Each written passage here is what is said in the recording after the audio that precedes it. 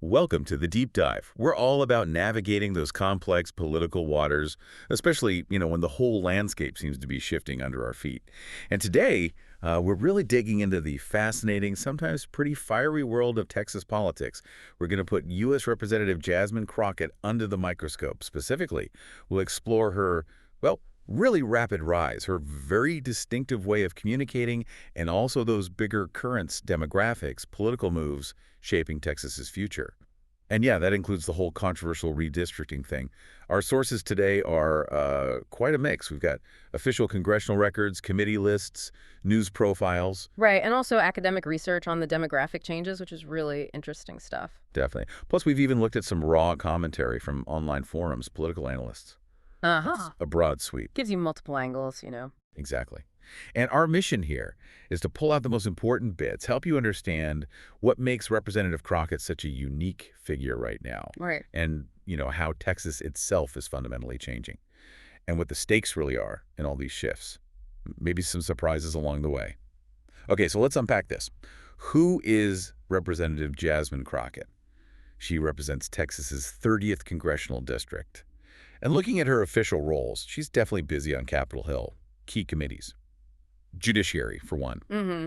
She's the ranking member on the Oversight Subcommittee there. Right, and also on the Immigration Subcommittee.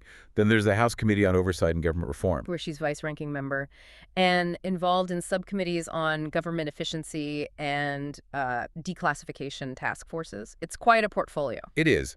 But what really shows the sheer breadth of her work, and maybe some congressional quirks, is her caucus list. Oh, yeah, the caucus. Beyond the expected ones, like the Democratic Women's Caucus, where she co-chairs communications, by the way, and the Congressional Black Caucus. Which are standard for someone with her profile. Exactly.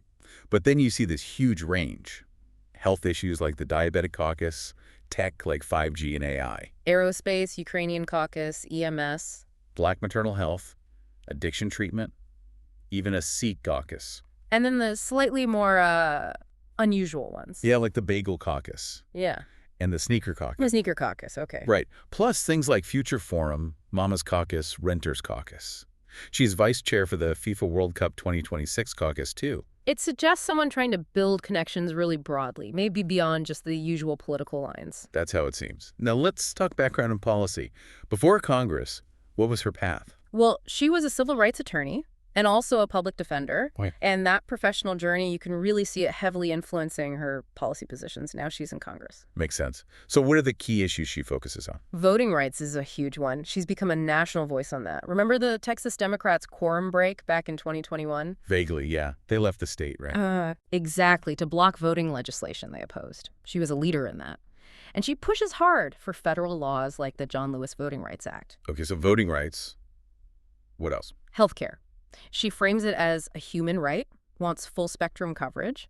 Workers' rights, too. She actually got a Workers' Champion Award, pushing for livable wages, paid leave, that kind of thing. All right. Reproductive justice is another big one. Fighting Texas's 6-week abortion ban.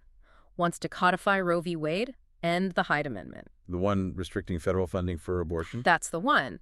Immigration, she's looking for a pathway to citizenship, protecting DACA recipients, the Dreamers. And given her background, criminal justice is key. She advocates for a more rehabilitative system, trying to reduce recidivism. As a former public defender, that follows. Yeah. Economy-wise, she talks a lot about small businesses, especially access to capital for women and minority-owned businesses, education, public schools, vocational training, and then tying back to her legal roots, equality and civil rights, fighting anti-LGBT legislation is a focus there. And environmental justice, cleaning up pollution. Also, this idea of restoring balance to the judiciary. It really sounds like her legal background is the through line for almost all of these. It absolutely seems to be. It gives her a very specific, rights-focused lens on policy. Which must make her a formidable voice on issues she knows inside out. No doubt. But that deep understanding, grounded in legal battles, probably also shapes her style. Yeah. Let's get into that, because this is where it gets really interesting. Representative Crockett hasn't just risen through legislative work. It's her public style. It's distinctive, often combative. That's putting it mildly sometimes. Right. She has one of the highest social media followings in the House. Huge online reach. And she acknowledges that talks about her growing global reach. And she sees that style as necessary, doesn't she? Like what Democrats need more of. Exactly. She talks about needing Sharper, fiercer communicators. And her exchanges certainly fit that description. Any specific examples stand out from the sources? Oh, plenty. Remember that hearing about government efficiency? She basically accused Republicans of outsourcing their job on federal spending to Elon Musk. Because Trump had apparently tasked him with finding waste. Yeah. She said she was upset about the guy that runs Twitter getting involved in the government's purse strings. Yeah. Very direct. And she doesn't shy away from personal clashes either. Not at all. The sources mentioned Trump calling her a low IQ individual, and she fired back, calling him a buffoon and Putin's hoe. Wow. Okay. And then there was the viral moment with Marjorie Taylor Greene, the whole bleach, blonde, bad-built, butch body comment. That one definitely made headlines. And calling Governor Greg Abbott Governor Hot Wheels, that even sparked a Republican attempt to censure her. So really pulling no punches. None. And when asked if she regrets these moments, her response was famously, "I don't second-guess shit." Unapologetic then. Completely. Yeah. So how does this very forceful style land within her own party? Well, it's mixed. You have some colleagues like Texas Rep. Julie Johnson who find it refreshing. Johnson's quoted saying, "We need it all," implying different styles have their place. Others apparently call her one of the strongest fighters we have. So definite support in some corners. What? But according to the sources, behind the scenes, it's maybe a bit more complicated. Senior Democratic staffers, speaking anonymously, of course, used words like undisciplined. Ouch. Yeah. And a loose cannon who causes headaches for other members, though they seem reluctant to say this publicly. Interesting. What about her ambitions within the party structure? Well, she made a bid for the top Democratic spot on the House Oversight Committee, but apparently that was met with silence from a lot of colleagues. Despite her fundraising. Right. The sources say she raised over $4 million for the party's re-election fund since 2021, helped out more than 70 candidates. Still, not much open support for that leadership role. One source, The Atlantic, reported she basically told them she was shutting down the profile and revoking all permissions when she found out they were contacting other members about her. Offensive, maybe? Could be interpreted that way. Some reports also focus on her self-presentation, being highly conscious of it, pointing to things like acrylic nails saying resist, the lashes, having her own headshot as her phone background. Okay. And one source even described her views as highly racialized, citing a comment she reportedly made about Hispanic Trump supporters having almost like a slave mentality. That's a very provocative statement. It certainly is. And it adds another layer to how she's perceived, both inside and outside the party. So you have this figure who's undeniably raising her profile, getting attention, but also causing friction. What does that mean for someone trying to, define the future of a party, especially somewhere like Texas? It's a huge question. Does this kind of combativeness mobilize the base enough to outweigh potential alienation of moderates or causing internal party issues? It's a high-wire act. Yeah, definitely. And that brings us to the bigger picture. The Texas battleground itself. It's been GOP territory for decades, reliably red. Since 1980 in presidential races, yeah. Yeah. And Republicans have controlled state government since about 2002. But things have been getting closer, right? Yeah. The sources point that out. Hillary Clinton lost by 9 points in 2016, much better than Obama's 16-point loss before her. And Beto O'Rourke's Senate race against Ted Cruz in 2018 was incredibly close, just 2.5 points. So there's this sense of change, and a lot of that seems tied to demographics. Absolutely. There's new academic research suggesting Texas might be in a, quote, transition phase. And the core reason. The state's ethnic and racial minority groups, people of color, or POC, are now the majority of the population. That's a huge shift. What are the numbers? Back in 2000, Texas was 53% non-Hispanic white, 47% POC. By 2017, those numbers had flipped. Only 42% non-Hispanic white and 58% POC. Wow. And a big driver there is the Hispanic population growth from 32% up to 39% in that period. So what does this mean politically? Yeah. Well, it ties into something called generational replacement. Basically, older white Texans, a group that's historically large and very Republican, are aging out of the electorate. Okay. And they're being replaced by two main groups. Younger white Texans, who are generally less likely to identify as Republican than their parents or grandparents. Right. And this rapidly growing POC population, Latinos, African Americans, Asian Americans who polling shows, are overwhelmingly more likely to identify as Democrats. So the electorate is fundamentally changing shape. Exactly. There's this theory, the impressionable years hypothesis, suggesting that the political identity you form when you're young tends to stick. And the cohorts coming of age in Texas now are just much more diverse and generally more liberal than previous generations. Okay, so the demographic tide seems to be moving one way. But then you have the political countermoves, like redistricting. The power play, yeah. Because with shifting demographics, how you draw the district lines becomes absolutely critical for maintaining or gaining political power. And normally this happens after the census every 10 years. Traditionally, yes. But there's actually no national law stopping states from redrawing districts mid-decade, purely for political gain. Some states have rules against it, like California with its independent commission, but many don't. And Texas Republicans are considering doing it now. Well, according to the sources, President Trump explicitly asked the Texas legislature to draw new districts for next year's midterms. The goal, to flip maybe 5 more seats to the Republican side. They currently hold 25 out of 38 Texas House seats.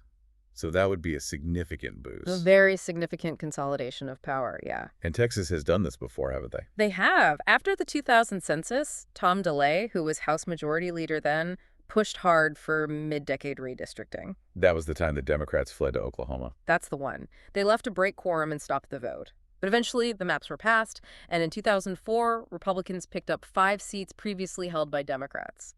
So it worked for them last time. What about the courts? Can they step in? It's tricky. The Supreme Court ruled back in 2019 that federal courts basically shouldn't get involved in disputes about partisan gerrymandering drawing lines just to help one party. So if it's just about politics, the courts stay out. Largely, yes. However, they can intervene if the maps are shown to dilute the voting power of racial minority groups. That falls under the Voting Rights Act. So that's the potential legal challenge. That's the main avenue, yeah. But proving racial gerrymandering versus just partisan gerrymandering can be difficult. And this could set off a chain reaction, couldn't it, if Texas does this? Absolutely. Democratic leaders in other states, like Rep. Susan Delbian in Washington and Governor Kathy Hochul in New York, have basically said, if Texas goes ahead, don't be surprised if blue states retaliate. Meaning they'd redraw their own maps to maximize Democratic seats. That's the implication. Tit for tat. And Florida's Governor DeSantis is apparently considering early redistricting, too, so it could become a nationwide scramble to redraw lines before the next election. Man, it just adds another layer of pure power politics onto everything. It really does. It shifts the focus from persuading voters to just drawing the lines to guarantee outcomes. So we have these demographic trends pointing one way for Democrats in Texas, but then these political maneuvers and, frankly, some recent election results that paint a different picture. Exactly. Despite all the talk about Texas turning purple, the 2024 elections were actually pretty rough for Democrats there. The sources say they underperformed expectations again. How badly? Well, Donald Trump won the state by 14 points over Kamala Harris. That's a wider margin than he had in 2016 or 2020. Not narrower. Wider.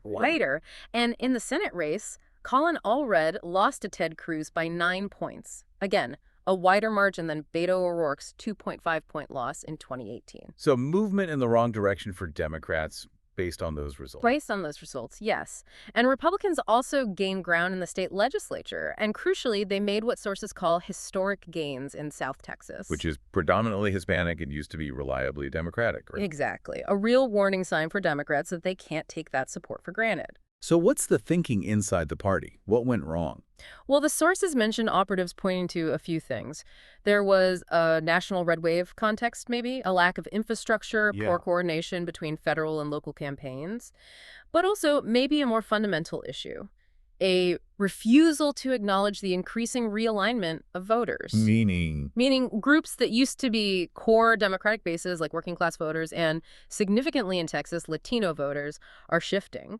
Some argue the party is stuck in an old mindset, like pre-2012 thinking, that just increasing diversity automatically means more Democratic votes. the demographics aren't destiny, basically. That seems to be the tough lesson, yeah. And this leads to internal debates about strategy messaging. For sure. There's clearly tension. One source, a former Biden White House advisor, basically said that just running on fear of Trump isn't a real strategy anymore. Saying it's an excuse for not having a broader plan. Right. suggesting they need to focus less on fear, more on actual solutions. And some critiques, possibly aimed at figures like Crockett, suggest there's too much focus on the combat and not enough on the underlying work. While Republicans are hammering away, saying Democrats are out of touch, obsessed with political correctness instead of kitchen table issues. That's the Republican argument, yeah. Focusing on things like border security, crime, inflation, saying Democrats aren't addressing those core concerns. And nationally, the Democratic brand seems to be struggling. There's data suggesting that. One source mentions a Wall Street Journal report finding the Democratic Party had its lowest approval rating in 35 years, with 63% of voters having an unfavorable view. That's the park. It is. And some sources are quite critical of certain Democratic tactics, like high-profile protests or speeches by Senators Cory Booker, Chuck Schumer, Chris Van Hollen are mentioned. Calling them performative PR stunts. Yeah, arguing they don't actually change public opinion or approval numbers, they just play to the base, maybe. Don't really achieve concrete results. And these redistricting efforts we talked about, they directly threaten Crockett herself, don't they? Oh, absolutely. The lines of her district, TX30, are likely targets. And she's facing a challenger, Sheldon Daniels described as a black attorney, a veteran, and a MAGA Republican. So a direct challenge from the right within her own community. Right. And he's apparently framing her as phony, out of touch with the district. So that's a real fight brewing, potentially amplified by new district lines. And then there's the money aspect. Yeah. Campaign finance always plays a role. It does. And one source highlighted a quote from Crockett herself talking about donors being willing to invest to take down some of these candidates.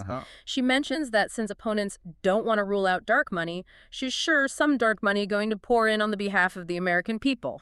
The person discussing that quote interpreted it as, well, maybe a revealing slip about using dark money tactics themselves. So accusations of hypocrisy potentially flying around too. It adds to the intensity, definitely. It really feels like the Democratic Party, both in Texas and maybe nationally, is at a crossroads. Serious questions about message, strategy, connection with voters. Yeah, a lot of soul searching seems to be happening, or at least needed based on these sources. So wrapping this deep dive up, Texas really does feel like a microcosm, doesn't it? Everything seems to be playing out there, the demographic shifts, the intense political polarization, the strategic power play. It really does. You have this interplay, right? A figure like Representative Crockett, very visible, very specific style, then these undeniable demographic changes happening on the ground. And overlaid on top of that, this intense, almost retaliatory use of tools like redistricting, it creates this incredibly high-stakes environment. Where every move seems to echo nationally. Exactly. And while that research on generational replacement in Texas suggests, a long-term path that could favor Democrats, the recent election results are a big but. A huge but. It shows demographics alone aren't enough. You still need effective messaging. You need the campaign infrastructure. You need to actually engage and persuade voters on the issues they care about. It's not automatic. So maybe a final thought for people to chew on. Yeah. As we watch states like Texas navigate these changes, these evolving identities and political battles, how much do we judge a politician's effectiveness? Yeah. Is it about their ability to pass laws, to legislate, or is it more about their ability to just spark a conversation, to energize a base, even if it's divisive? And in a system built on representation, what's the real cost when political maneuvering, like gerrymandering, tries to silence some voices or artificially amplify others just by drawing lines on a map? That's a deep question about the health of the democracy itself, isn't it? Definitely something to keep pondering as all these political dramas keep unfolding.